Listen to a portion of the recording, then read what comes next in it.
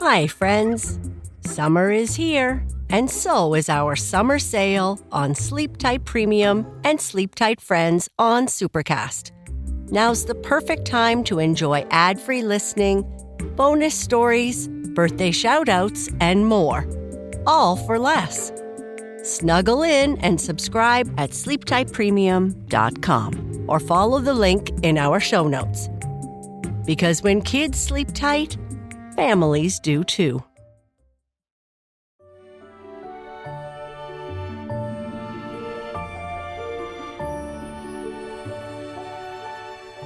Hello, friends, and welcome to Sleep Tight Stories.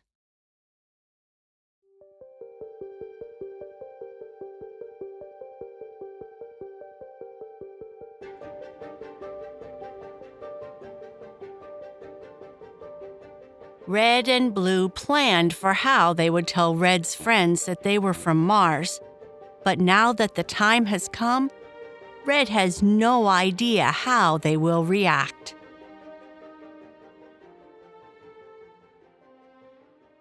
The Transfer Student Vol.2, P.14.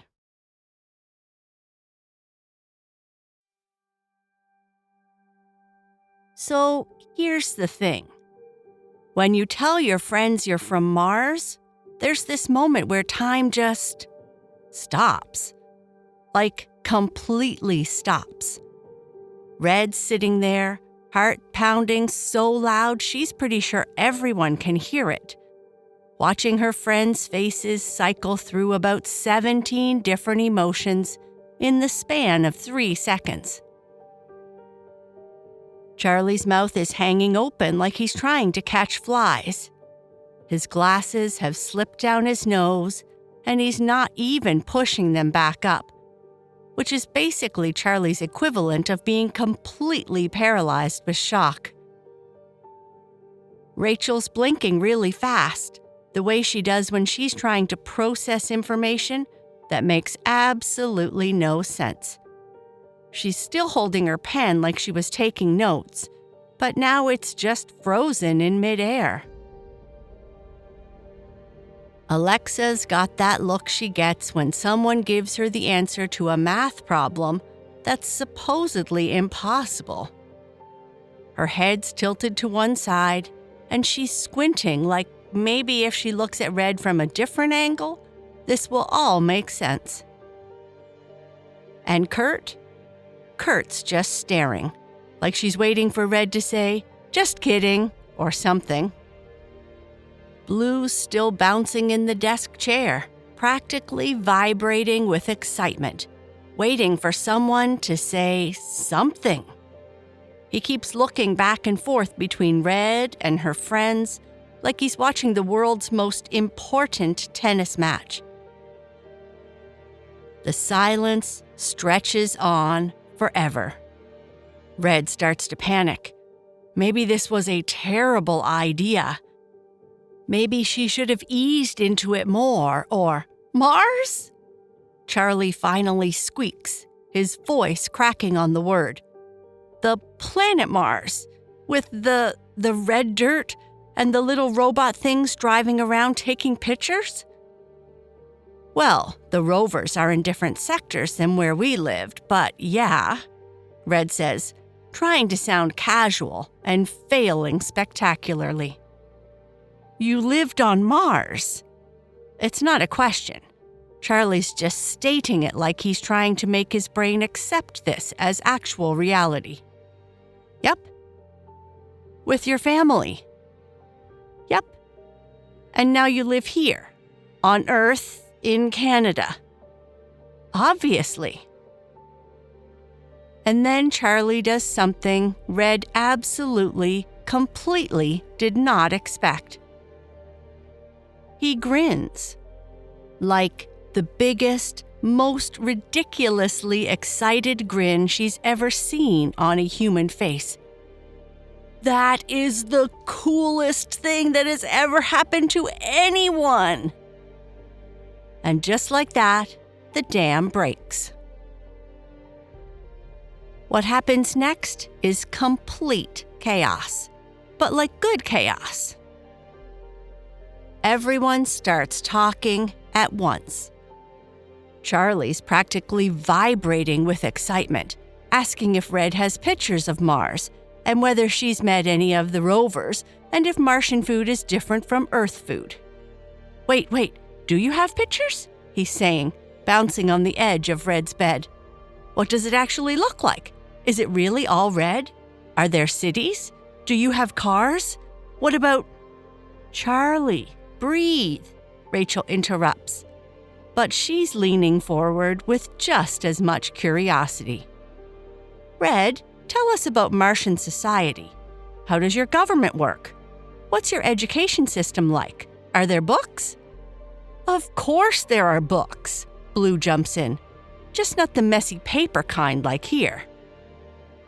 Everything's digital and organized and makes actual sense, unlike Earth libraries. Hey, Rachel protests. Alexa's in full planning mode, firing off practical questions. How did you get here? How long did the trip take? Do other people know? Like, does the government know about Martians? And more importantly, Kurt adds with a grin, do you have like super strength or something? Special alien powers? I do not have super strength, Red laughs. And it feels so good to finally be able to talk about this stuff. I'm probably not much stronger than you are, but my vision and hearing are better than humans. That's why I notice things others miss sometimes. That explains so much, Charlie says, like how you always spot details in our mysteries that the rest of us completely miss. And why you ace every science test without even studying, Rachel adds. Well, that's more because Martian education is way more advanced, Red admits. What you guys learn in high school, I learned when I was like 6. No wonder you're bored in class all the time, Alexa says. That's so cool, Charlie shouts, then immediately covers his mouth. Sorry, your mom's gonna think we're weird. She already thinks you're weird, Blue says helpfully. She told Red that Earth kids are delightfully unpredictable. What about the twin moons? Rachel asks. What's it like having 2 moons in the sky? Blue lights up. Oh, that's the best part. Phobos moves super fast across the sky, like you can actually watch it move, and Deimos just hangs there like it's thinking about something. And the sunsets, Red says quietly. Mars has the most incredible sunsets. Like the whole sky turns this deep red-orange color that you never see on Earth. Do you miss it? Alexa asks quietly. Red pauses. Yeah, but Earth's growing on me. This is so crazy, Charlie says, shaking his head. I mean, I always thought there might be life on other planets, but you're sitting right here, and you're my friend, and you're from Mars. I'm still the same person, Red said quickly. I'm still just me. We know, Rachel says gently, it's just a lot to process.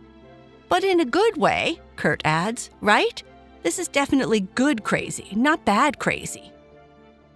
Definitely good crazy, Alexa agrees. But Red, how long have you been keeping this secret? It must have been exhausting. Red feels her throat tighten a little. Since we got here. Over a year. And yeah, it's been really hard sometimes. Is that why you were acting so weird about the Dr. Hart mystery? Charlie asks.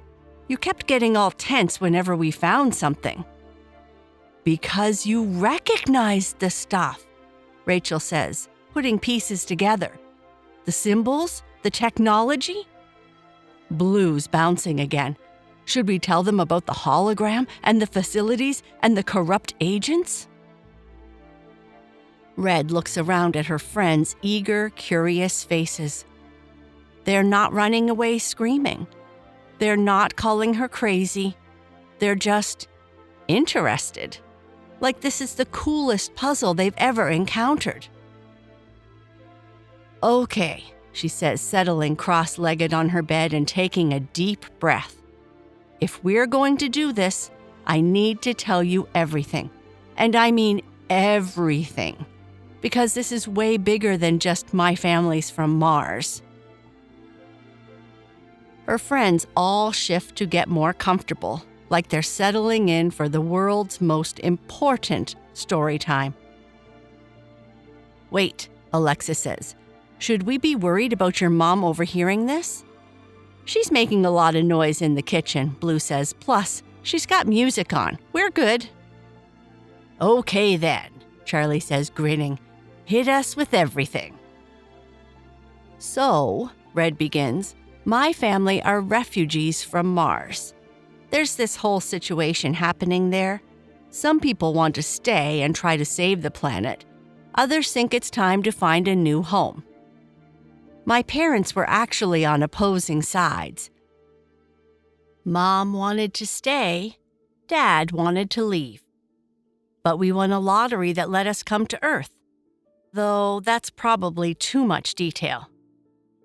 But you can't just move to Earth, Rachel says. Can you? People have seen the movies and they might get hysterical. That's where it gets complicated, Red continues. There's this secret organization called the AID. The agents told us it stands for Aliens in Disguise, but I think the real name is something more official, like Alien Integration Department. Either way, they help families like mine settle on Earth without anyone knowing we're here. Charlie's eyes are huge behind his glasses. There's a secret government organization for aliens?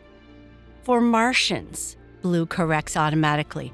And yeah, they're the ones who gave us our cover stories, helped us get documentation saying we're from another province, taught us how to blend in.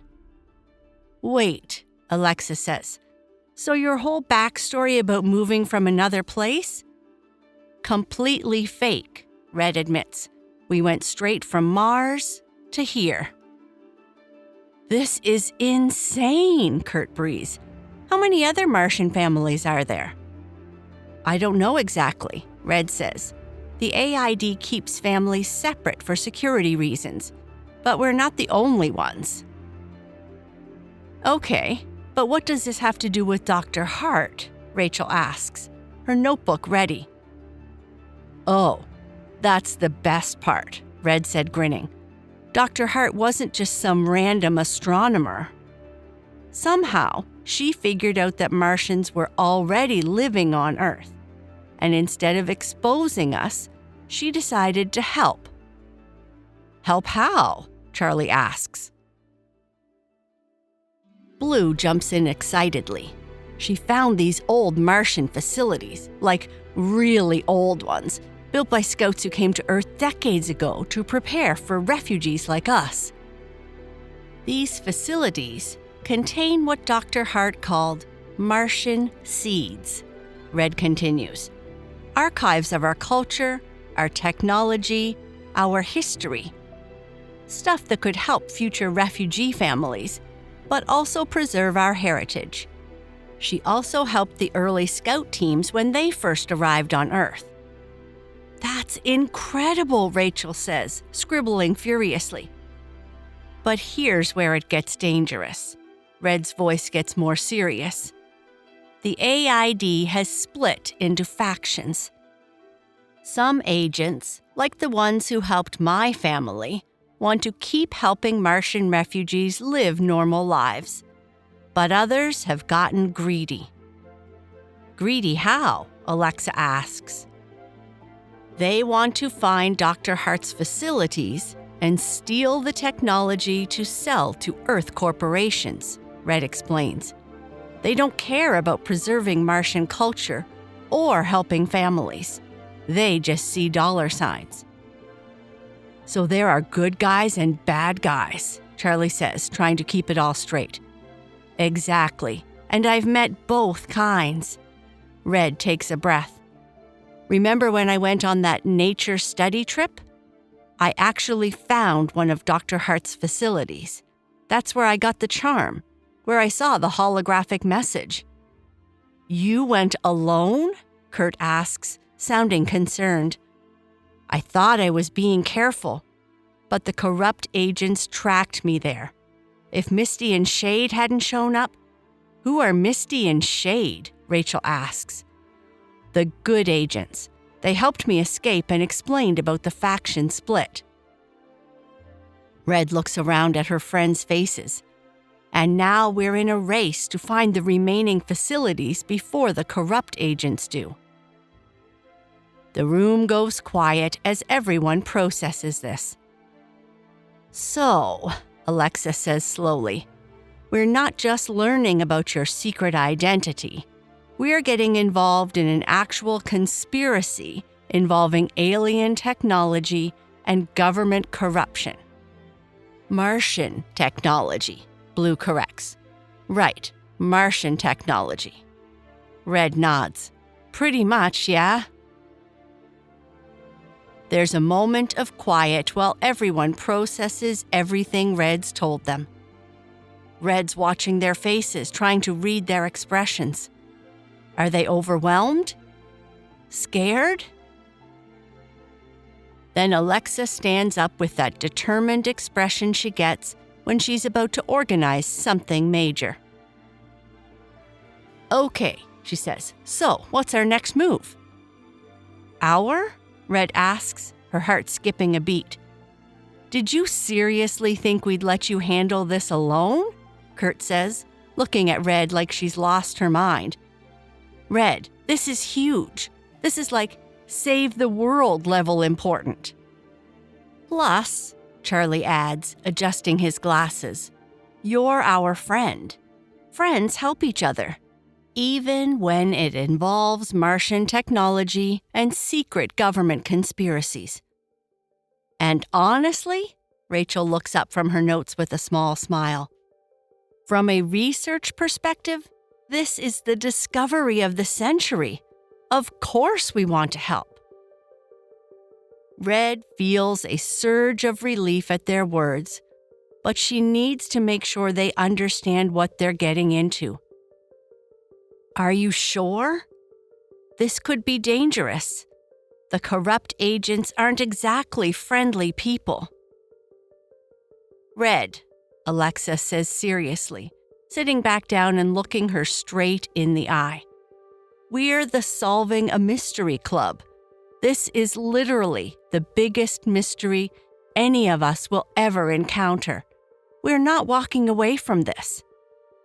Besides, Kurt grins, how often do you get to help save Martian cultural archives from corporate exploitation?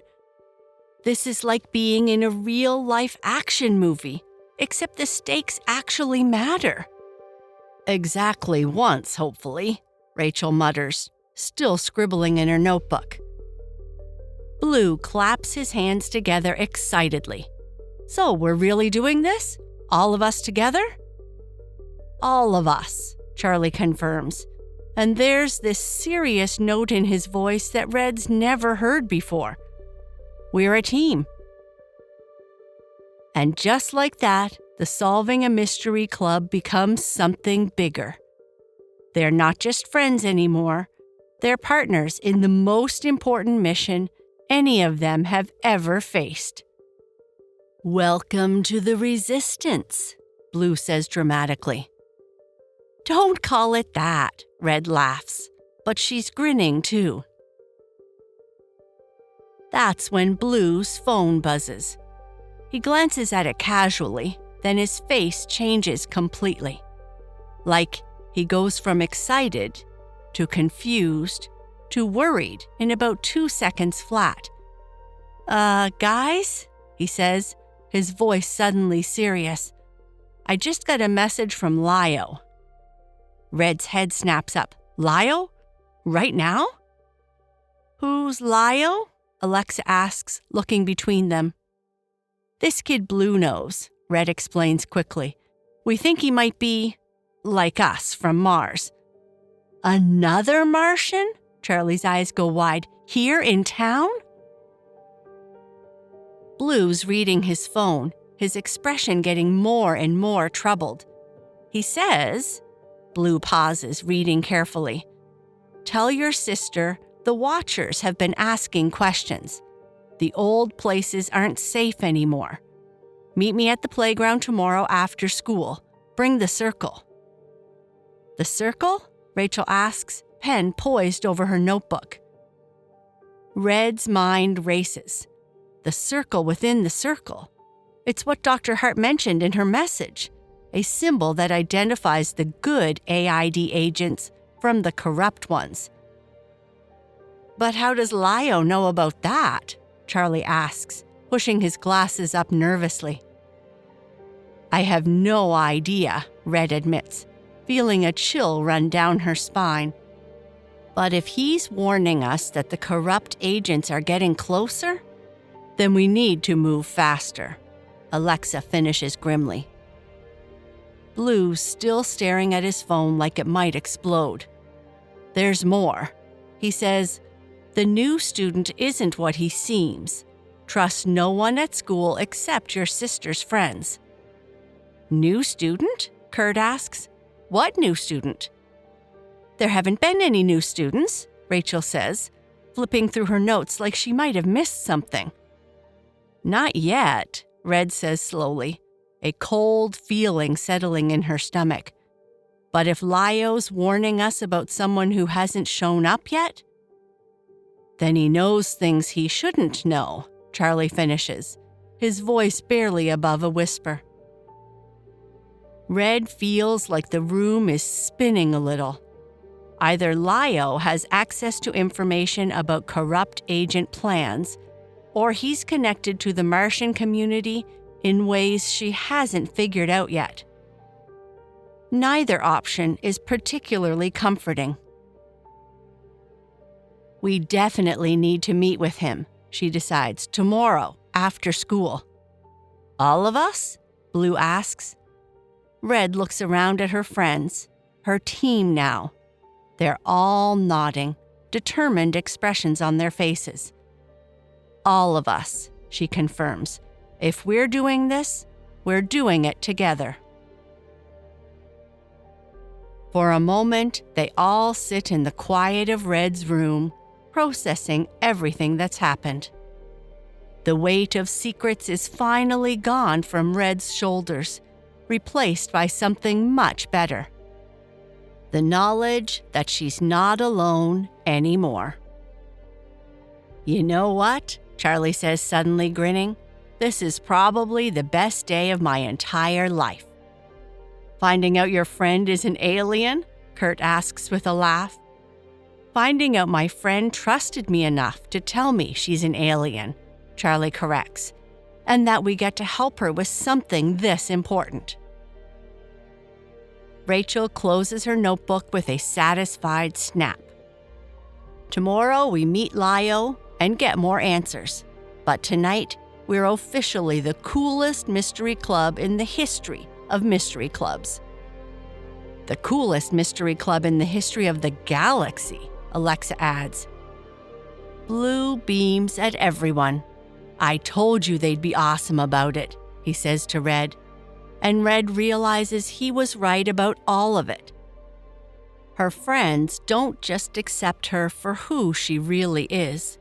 They're excited to be part of her world, part of protecting something bigger than any of them. Thanks, guys, Red says quietly, for everything.